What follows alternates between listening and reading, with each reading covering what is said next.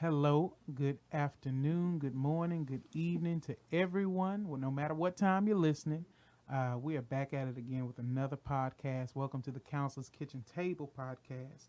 And I am here elated with my special guest, Miss Arnetta Murray, who happens to be a mother, an educator, a businesswoman, a councilwoman. So she's a jack of all trades, wears many hats. And I'm going to give her a moment just to introduce herself and tell us a little bit about herself. Oh, good evening. Like he said, good afternoon, whatever time it is. I'm just grateful that you're on, when you're on, if you're on. I'm Annette Murray. I am just so grateful to be here. As he said, Yes. first of all, I'm a child of God. I'm a praying woman, first of all. Yes. So that's first and foremost. Let's get that out. Amen. I feel that we live in a climate that shows hate, so I can at least show that I'm for peace. I'm Yes. also a teacher, special ed teacher, a Rotarian, a councilwoman, a mother of 5 grown kids. Thank you, Lord. They out and grown, Amen. so just doing me right now. Awesome. And so I'm here with Davion to talk about some issues and some concerns to make all of us better. So All right, all I'll right. let So you I'm glad you are here. go. But, So yeah, grateful. A thank you. short-lived meeting, but it seems like we've known each other forever, Yes, and we've come to the table to talk about a few things on yes, today. yes. And so this is our well for starters moment. We're going to dive right in Go ahead. with our word of the day, and our word of the day is behavior. Now, last week you all know that we talked to the ladies. Week before that we talked to the men. I'm sorry, and so as promised, we're going to talk to our children today, and we're going to help our parents out. We're going to speak from the perspective of our children, Absolutely. as well as give them some guidance and understanding into the mentality of children, so that we can be better villages for our children. Absolutely.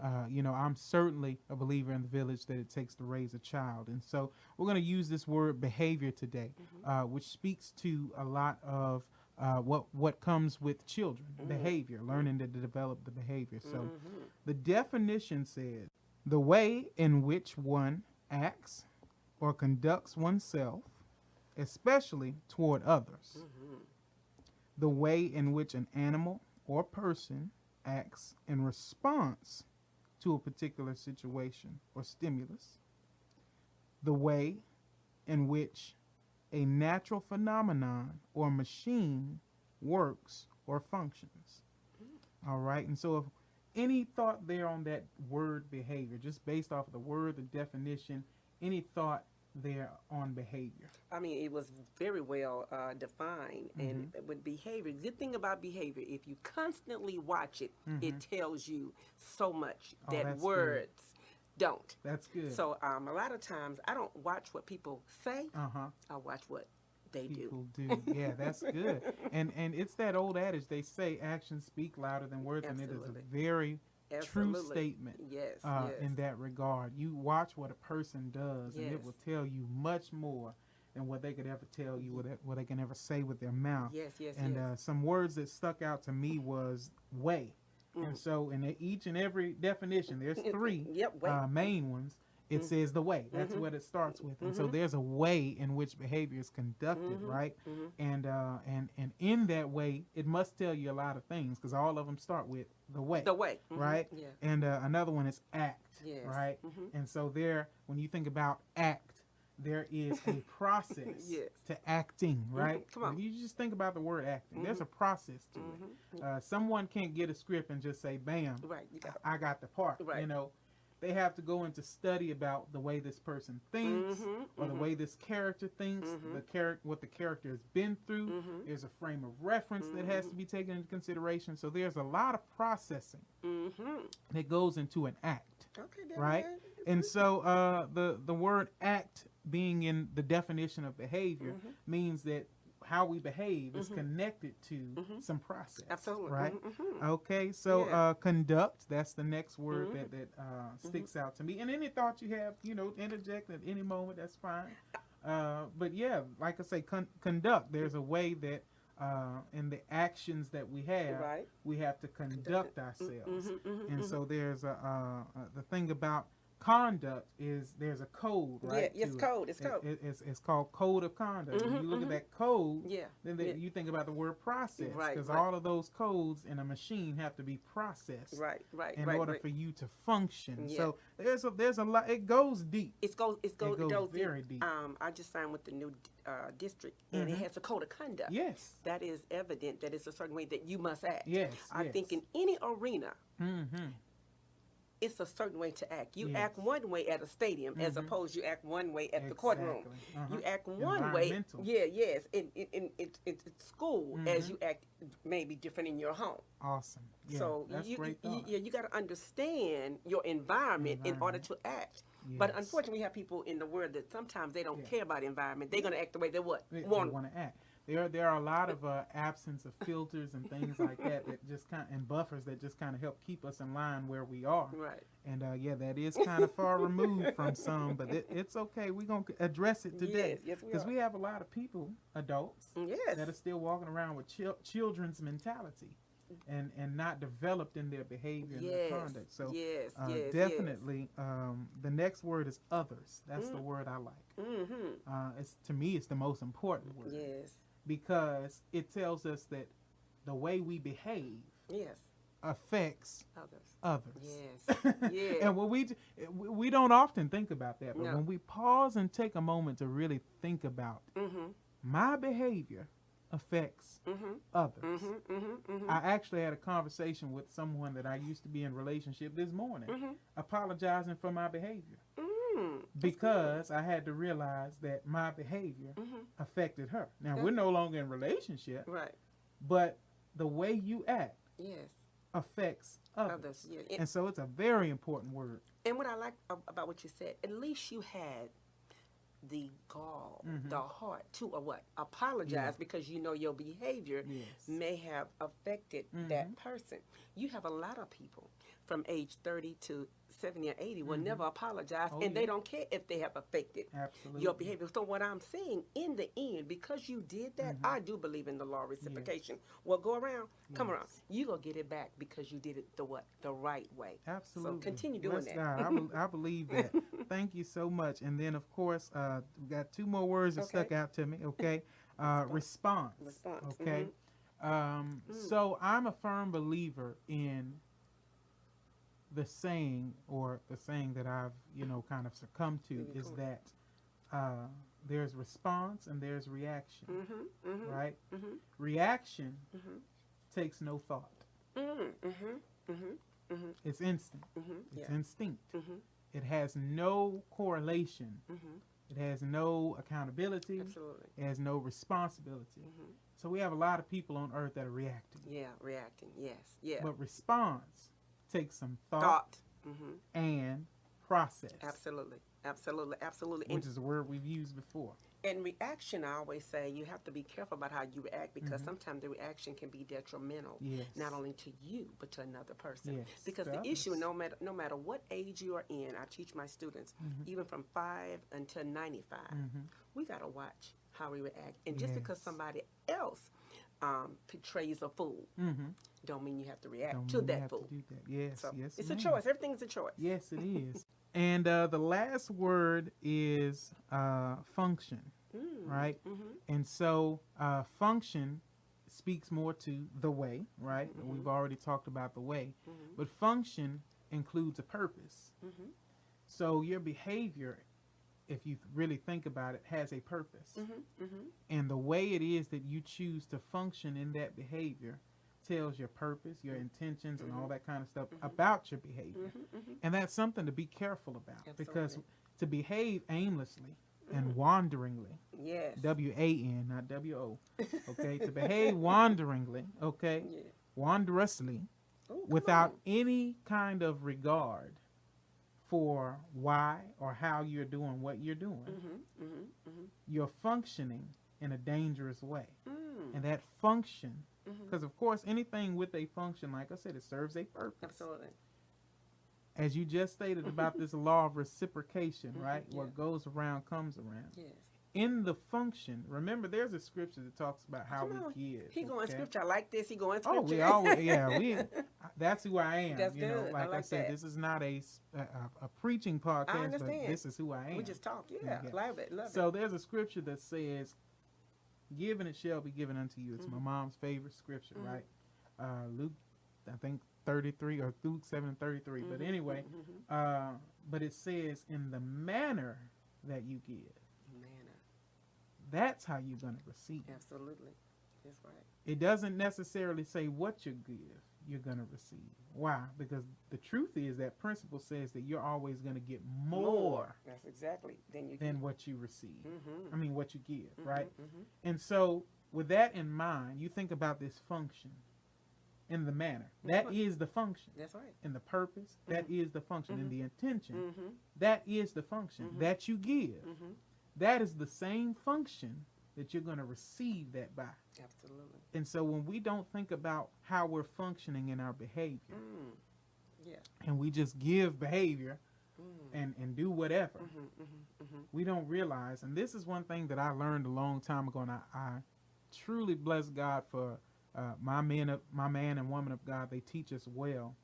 But I remember my pastor teaching a sermon about harvesting. And he talked about how your children will harvest things that you plant. That's right. I'm a witness. Because some crops that we plant, they don't grow in our lifetime. Some crops that we plant grow in our children's lifetime. And it's the same with our function of behavior. Some of the things that we do and say and the ways we treat people, we may not reap the harvest on our lifetime.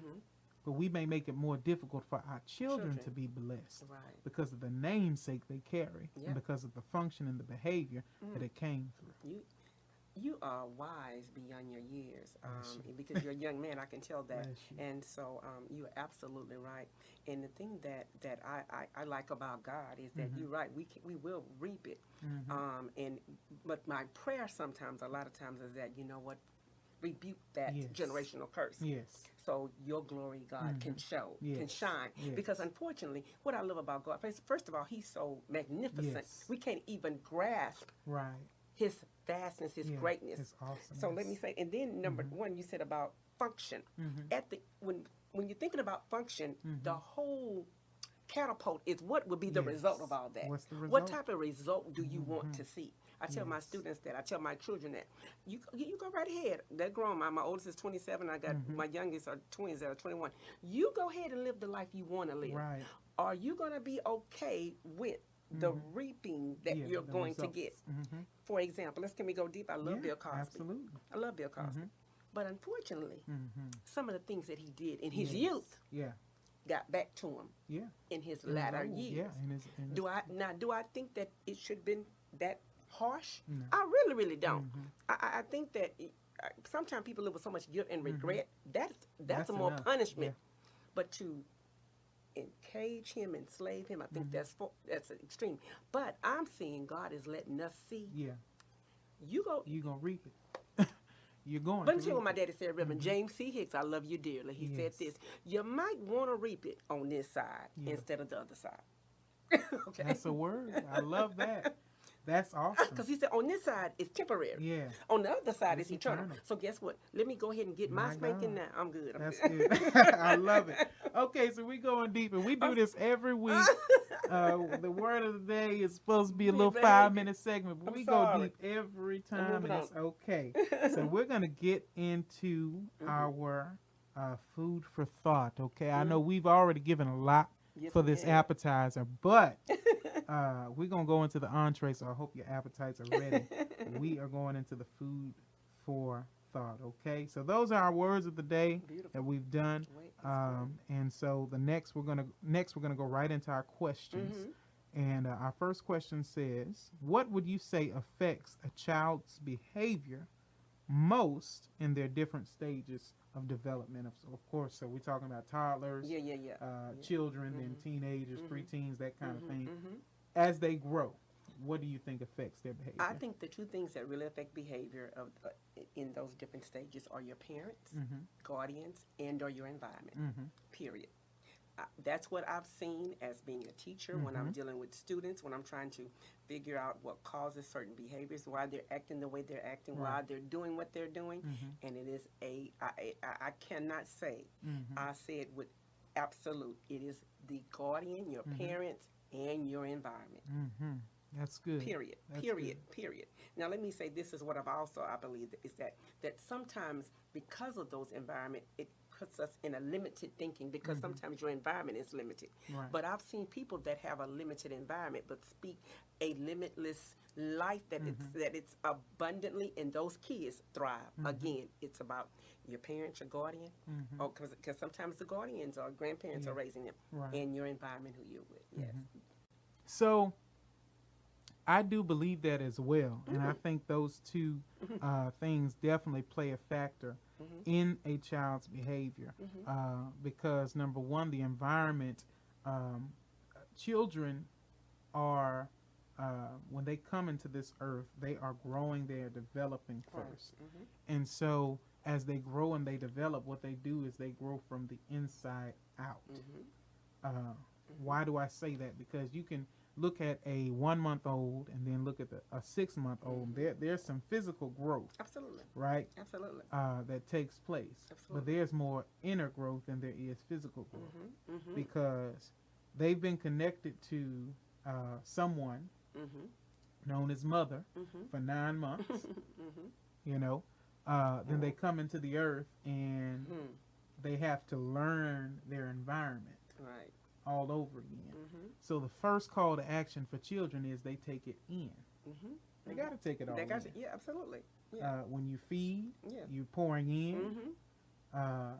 Everything about children from, I would say, the age 0 to about the age maybe 7 or 8 is all in first. Yeah, they're watching, and that watching is going in. Yeah, taking it in. You're right. And so when they get to a place where consciousness is developed, and that scientifically now we're starting to develop at around 6. It used to be probably about 30 years ago, 12. Then about maybe 10 years later, it was 10. Right. You know, and so it started to decrease. Why? Because there's so much things going on, technology, all kind of things that make us develop faster. Right. Consciously, we are developing at about 6 years old. They also say scientifically that that's where all of our traumas are held. So traumatically, you experience everything you need to experience in life for survival at 6 years old. And it's something to think about, because I watched a podcast of a comedian, Kev, on stage, and he talked about how he went to therapy, and he started doing therapy, and in his therapy sessions he started to discover some things about himself, and it got to the subject of the relationship of his father, who was in his life, and he said that there was a conversation that he remembers. He wanted to do something, go somewhere, a field trip or something like that, and it was going to cost about $20 for the day, and his father told him no. And he recalled that situation. Now, he's in his 40s now. Right, but that happened when he was probably 9. Right? But he held on to that no for all these years. Wow. Okay? And his therapist, you know, of course, he started to realize that from that point on, there was some aggression toward his dad, some, you know, back and forth and all that kind of stuff. And his therapist asked him to have a conversation. Just a simple conversation with your father, and ask him what that was about. So he called his dad, and his dad was on the phone. He was like, I have no clue what you're talking about. Because we forget. Yeah. What are you talking about? So he finally gets him to remember. It's like, oh, okay. Well, I mean, I told you no because we didn't have the money. I mean, did you want to eat, or did you want to go on the field trip? Wow. So you have and from 9 years old all the way to 40-something years old, there's this stint between you and your father. All because, and of course, that's not the only time he told him no. Right. But there, I mean, but throughout those different times, right, he still remembered. Right. And it's like, okay, I could have cleared that up with a simple conversation. right? Dad, you could have cleared that up with simple communication. Because instead of just saying no, you could have said, son, we're financially not able to do it. Absolutely, absolutely. And I want to make sure you eat. I want to make sure you have lights. I want to make sure you have water. I want to make sure you're taken care of. So the field trip is something that we can't do right now. But maybe when we get some more funds or something goes on, I can go. We can go. Absolutely. We can go as a family. Absolutely. Right. That's the conversation. Right. That makes a difference rather than just saying the no. So let's back up. I know we you got good. away from the question a little bit, but we're going to dive into it. The environment, the parents, and the parents, right? Yes. But the communication, that's where I'm going with all that. The way you are communicating to your children changes the development of their behavior while they are growing. Absolutely.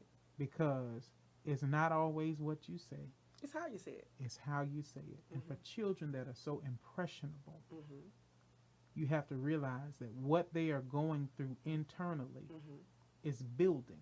Absolutely. What they are going through internally from 0 to about, like I said, 7 or 8 years old is building. And if you've ever built a house or seen something being built, you know how messy absolutely. of a situation that can be. And let me share this with you. In this life, I understand this clearly. Communication is vital. And when you told that story about that parent, I'm sure when you said that, he didn't say anything because he probably felt less than a man, saying telling his child that he couldn't afford it, and he didn't want to tell the child that. I'm not saying what he did was right. I try to, being a councilwoman and being a special ed teacher, and when I'm in meetings, I try to look at it from all angles. Oh yeah, absolutely. To understand. Now I understand the father, but then the son holding on to that. I'm not saying for him that's important. Yeah. But also, I guess I wish he would have also, as growing up, seeing with life and how things happen as he was growing up. Maybe he said no because of this. You got to sometimes try to, you can't say you figure it out, but you got to say, for example, I did my friend like this. I said, well, what, I'm mad because he didn't call me. But when I thought about it, what if I text him that, maybe he going through something. I don't know why. Guess what? Found out he was going through something. I'm glad I didn't text him, communicating my way. It's like he says, the right way. Yeah. And I'm so glad I was going to text him and say, you acting funny. Why you ain't? But something just said, ask him, is he okay? And I said, are you okay? And he said, no, blah, blah, blah, blah. So, yes, communication is so important, but we have to be sure that we're looking at it from a different perspective other than our own. Right. So here's the thing, and this is my challenge to that, because I love that thought. My challenge to that, though, is it's hard to get outside of yourself. So if you're not mature enough to get outside of yourself, then you bear responsibility to cover your ground, right? And so with that, and because we're speaking, now I understand that perspective very well because I've lost my mother. My mom's gone to be with God, right? And so with that being said, I had to learn to deal with some things that I don't have answers to and accept some things that I no longer have access to get answers to, right? And so with that being said, that comes with growing in life, but in adolescence, because remember, we're speaking for children. Right, absolutely. In adolescence, parents, we got to cover our ground in the communication because there's no way as a child I'm ever going to see that. And the thing about it is that once I've registered that in my mind, it's in my subconscious. I'm not consciously thinking on the fact that you told me no. So for the story, for example, he never ever said that I've been thinking and dwelling on that for 40 plus years. But because he was building. See, the thing about it is when you're building, let's say you're building a home, for example, you're going to tuck some things that don't belong in some places so that you can get the building done. Absolutely. Absolutely. And so there's some things that kind of stick out that really don't belong, but they just kind of got stuck somewhere. Right. And just that feeling stayed there for all those years. Not necessarily the thing, but of course he had to go to therapy to understand where that feeling started. And so of course in therapy you're asked questions and constant questions, and you just kind of they wind down, get down the rabbit hole into the root of the problem, right? Absolutely. And so that may have been where the animosity started. That's not where it ended, but that's where it started. Right. And he had to take some time to figure out, why do I feel that way about my own father? Absolutely. Right? So that's the thing, is when we're speaking to parents and we're talking from the perspective of the children, their house is still being built. Absolutely. They don't know how to put that together. But I gotta also say, but in the house being built, it's being built by both entities, right? The parents Absolutely. and the child. Because I keep telling people, just like there's no rule book to being a parent, there's no rule book to being a child. Yeah. Now, being a teacher, typically, because that's just me as a teacher, I like to give why I say no. Yes. As that's me as a teacher, and sometimes even as a parent. But as a parent, sometimes I'm like, just my house is no. However, I get it from the standpoint about that child. Yeah. But again, I don't have a problem saying this is why I said no. But sometimes parents who don't who are probably raised old school, who've been told no, don't question me. Absolutely. I just say no. That's their. And sister, that's exactly what we're challenging today. We're challenging parents to think differently. Because guess what? Those same parents are still hurt about being told no and not being explained to why. And all these years of hurt, trauma, and frustration that happened at 6 years old, we don't deal with. We have children, and we're reaping the harvest on our children. Yeah. That's the part of functioning that what we talked about earlier, and that word functioning, that comes back. Right, right. Because guess what? We produce these children, and these children, the Bible calls them clean slates. Yes. So that means when they get here, they don't know how to act like you. Absolutely. They don't know how to take on your traumas, your hurts, your frustrations. They don't know. Absolutely. So just like what you said, the parents are building the house and the children are building the house. But this is what I would say even further. The parents are bringing the materials. The children are building the house. Absolutely. The parents are bringing the hammers, the nails, the power tools, the saws. They're bringing the materials. Right. But the children are building that house. And let me say this, in that building of the house, and even if you build it with a two-parent home, even if you build it with the love and all of that, let me say this. It is a fallen world. Not making no excuses, but there are going to be somewhat issues. So I don't care how we got plans laid out perfectly. Yes. You're going to expect and have some difficulty, but are you going to be able to move beyond that difficulty? You see what I'm saying? So again, I just I want people to understand that in this life, it's going to be challenges. Yes. Are you going to go beyond those challenges and keep? And I'm looking at it. I'm sorry, but they don't know who I'm looking at. But anyway, it's all right. I just want to understand that because again, you're right. Communication, how you communicate. But again, thank you. Accepting the communication because some people won't accept it. So you got to put all of those, but still speak what? Speak truth to power. Speak truth. Yeah. Yes. Speak truth. There's a lot of things, and we'll move on to the next question. Yes. Man, it gets deep. You get deep, oh yes. We're gonna get to the next question because it gets deeper and deeper and deeper, and we want to hit as many as we can. Okay. But in what ways? Because you just talked about accepting, right? In what ways do kids process emotions, and how is behavior filtered through their emotions? Oh my God! I was thinking about one of my students, which were named when I will name nameless. When I think about how you process it, some of them process the behavior through anger. They process it. I'm thinking about actual events that I will not. Oh my God! Anger, verbal abuse, physical abuse. And I'm thinking about all of that. And sometimes when it's a kid, it's almost like they're shocked that it happens, but they try to move on from it.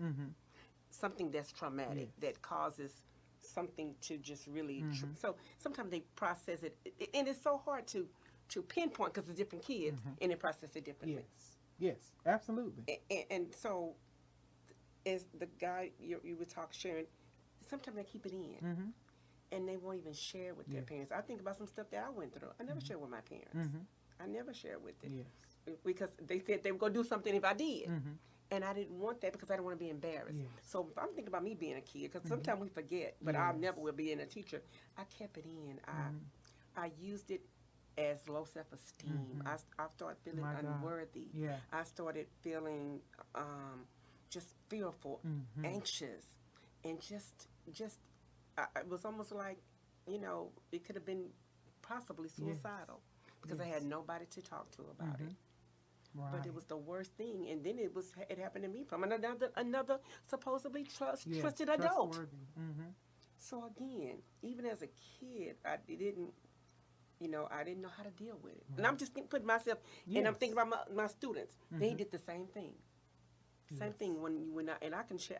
One of my kids' family members did something to them. Anger, why alone? What do you do? How do you go and tell your parents that such and such did this to me?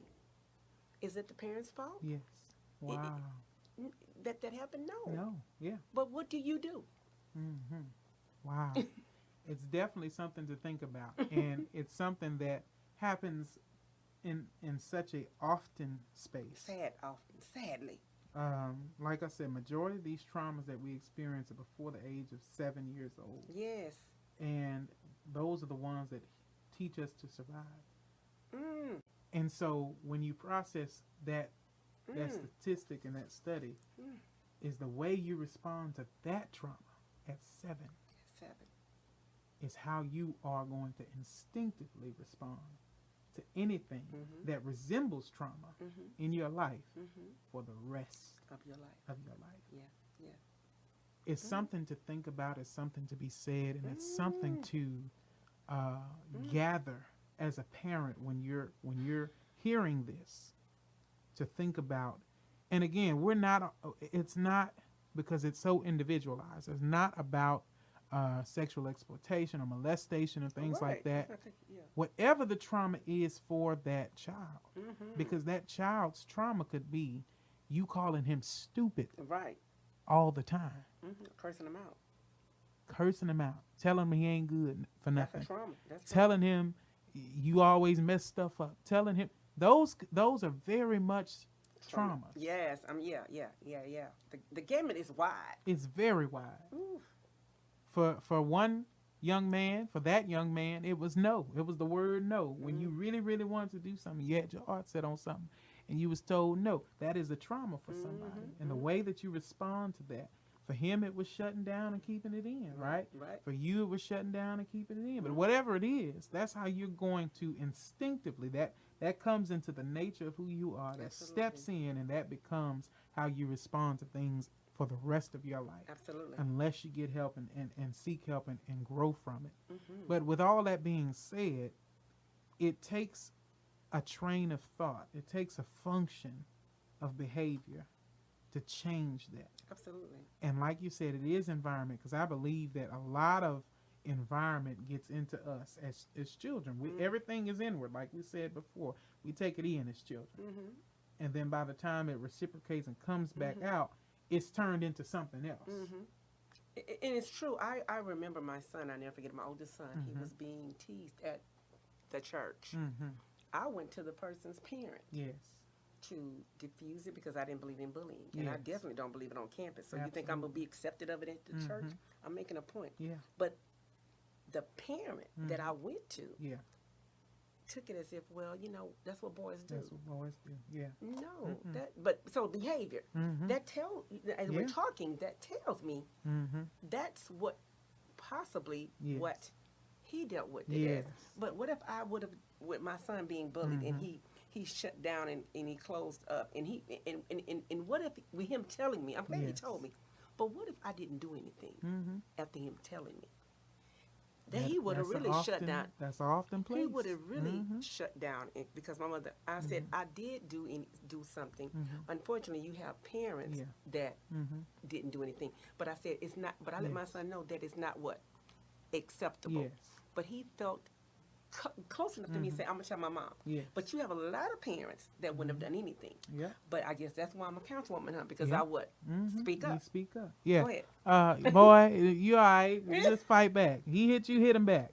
These are things that, and for girls, boys, whatever, these are stigmas that we impart into the children. Come and on. they grow up and they become these adults that, number one, don't know how to conflict resolution, Right. have none whatsoever. Right. We talked about that with the ladies last week, that's and good. with the relationship, there's no conflict resolution. None.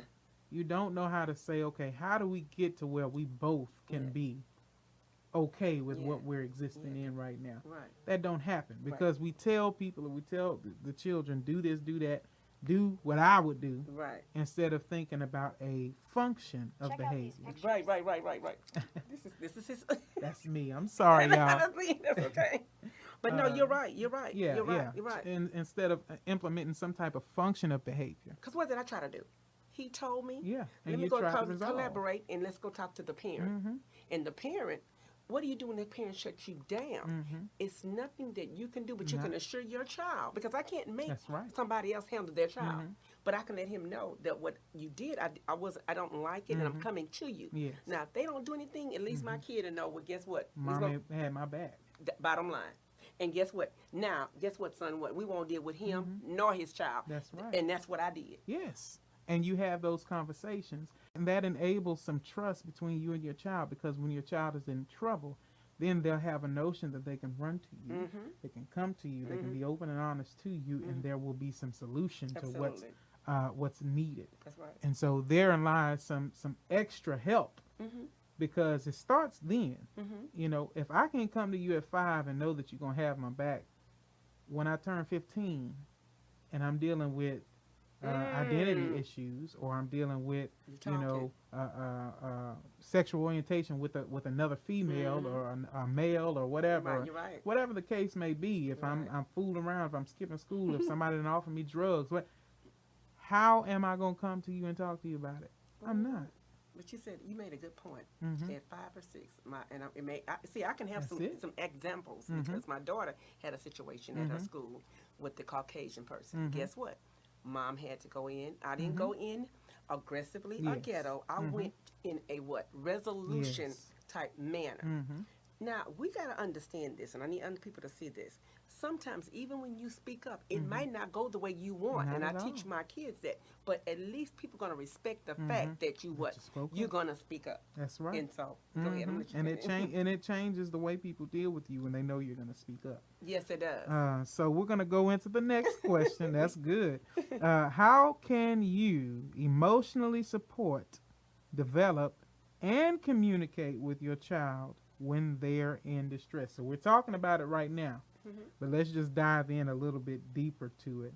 And so I read this quote that changed my life, and it said, when little people are overwhelmed by big emotions, it's our job to share our calm and not join in their chaos. Absolutely. And so this speaks volumes, because children are developing, and adults should already be developed. Should. That's a big opportunity. Yes. I think we all, as human beings in this day and age, have failed in learning how to process communication. In the first episode, in the takeaway, we talked to families about finding aptitude tests and things that help you best learn how to communicate with those around you and those who are in your household, the way they best process communication and receive it, and also learning ways to develop that communication based off of your household. So parents, I urge you to learn that your child or that your children may not have the right to behave poorly, but they do have the right to express themselves the best way they know how.